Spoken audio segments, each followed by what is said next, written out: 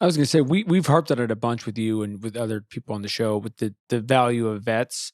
And when you look at you've gone on finals runs. Look at Kyle. Look at Kevin. You look at all the guys on the bench who are doing this. Everyone has been through their different versions of this, and so does that just give just kind of a quiet confidence, even to the guys like a Caleb who's maybe going through this for the first time, where he has guys behind him, like a guy like Kevin behind him, a guy like Kyle behind him, who've done this at literally the highest level. Yeah, for sure. I mean, look, I said this to him uh, the other night on the plane, and I don't want to put him on blast or anything, but I think you know Kevin coming, I think he totally changes the whole dynamic of our locker room. Just his character, his levity, what he brought in terms of just like connecting people, having a sense of humor, and when you have a guy who's played in 4 NBA finals, won a championship, get pulled from a rotation in the middle of a series, and his immediate reaction is uplifting the guy that's replacing him. I mean, that alone sets the tone on down the line for everybody else. So it's stuff like that I think just doesn't get recognized and talked about enough. I've I've only been whatever 5 years now. But one thing I've really really seen is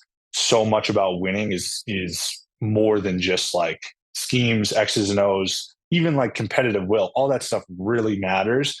But I think so much of it really boils down to like how do you get along with your group? How do you guys connect? And it doesn't mean that everybody has to be buddy buddy and love each other and hang out off the court or whatever, but there has to be a level of connection, trust, as you play, but then also like in the bigger picture of like kind of how you come together as a group. Tommy, what was the word that I kept using the other day when talking about the Boston Miami series? Was it connectivity? Connectivity with a Y. Yeah, exactly. No, you're spot on there. Speaking of connectivity, get up 3-0. Me personally, I was not one of these people, but a lot of people, including people that I worked with, were like, they're going to be the first team to blow a 3-0 lead. It's all set up for them to blow the 3-0 lead. And then all of a sudden in real time, you lose game 4, you lose game 5, game 6, just a heartbreaking loss at home.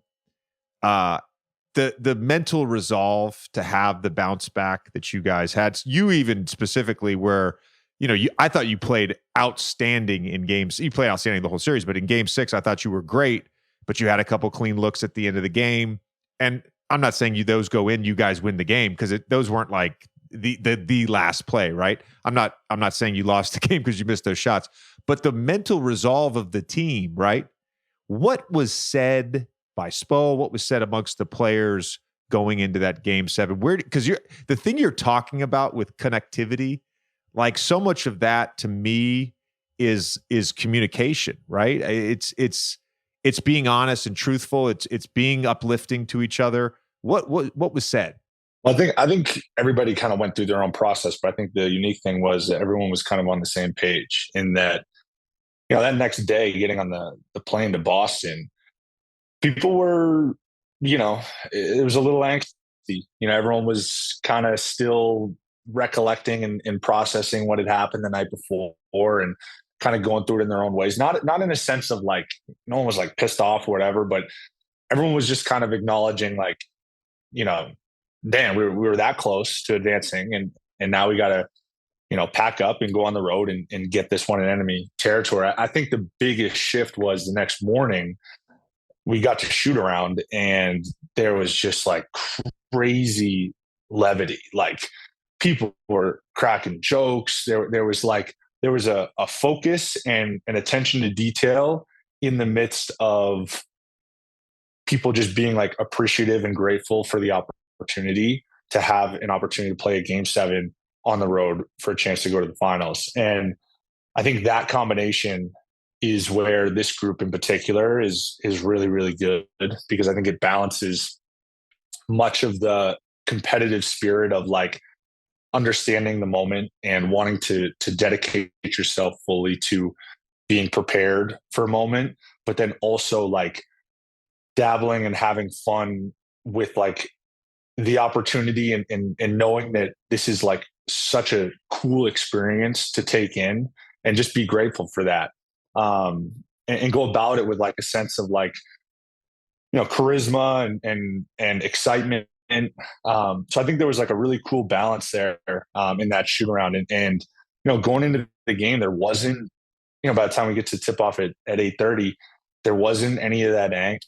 There was a lot more just kind of like clarity of like, all right, whatever it takes. And we came out and we didn't play like great, particularly early on. It was kind of an ugly game, but as we always say, like we love to have it on our terms, which we felt like it was. And from there we just kind of keep on pushing, and we're able to eventually just kind of overwhelm them.